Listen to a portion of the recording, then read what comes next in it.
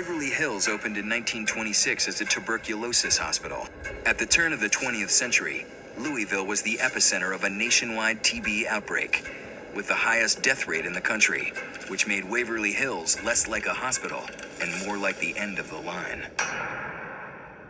Waverly was built because of the White Plague, tuberculosis, and if you were found to have TB, you had like 24 hours to come here. They came and got you. And though Waverly Hills was known as the most advanced TB hospital in the country, the treatments were primitive at best, and at worst, they were downright grisly. A lot of the treatment was very painful. They would put sandbags on their chests, try to compress their lungs. They would remove ribs and remove lungs, just all sorts of things, just trying their best to see what they could do and what would work. Tuberculosis, sometimes it affected their brain, and so that's why they used electroshock therapy.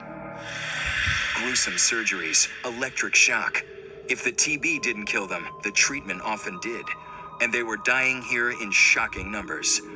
By the time Waverly closed in 1962, it's estimated that more than 6,000 people perished within these walls.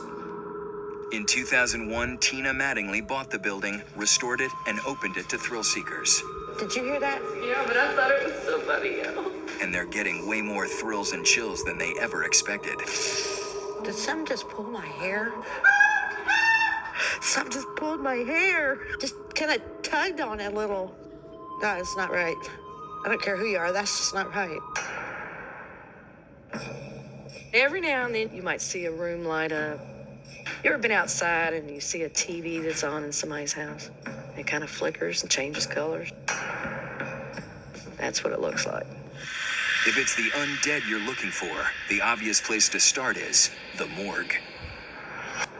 The morgue is very large. It's a whole wing on the first floor of the building.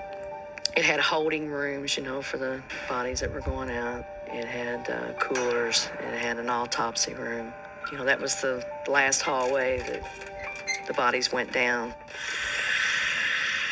And it's the morgue where Tina herself had a chilling first-hand encounter. I have seen a full-body apparition in the morgue. One day I came in, I had workers up here in the building. I was standing, talking to one of them. The morgue hallway was behind him. And as I was standing there talking to him, a man walked up behind him, looked me straight in the eyes, and turned and walked down the hallway.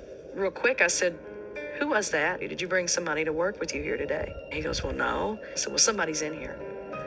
I looked everywhere. There was nobody in there. Think the morgue is mortifying?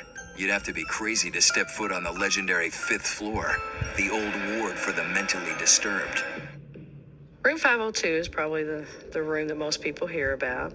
There was a nurse that they found here that was hanging up in front of room 502. She supposedly had contracted TB, and she was expecting. And she wasn't married.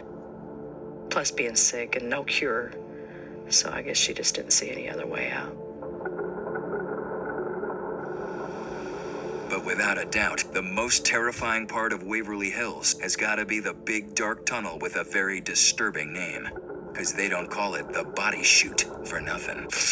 We are in the body chute. It's actually underground. The doctor here at Waverly Hills decided it would be a good thing to use to take the bodies down because they didn't want the patients, the people that were still living, to see all the bodies. Long ride down. I felt like I could hear footsteps, but they were dragging across the floor. It was just really weird.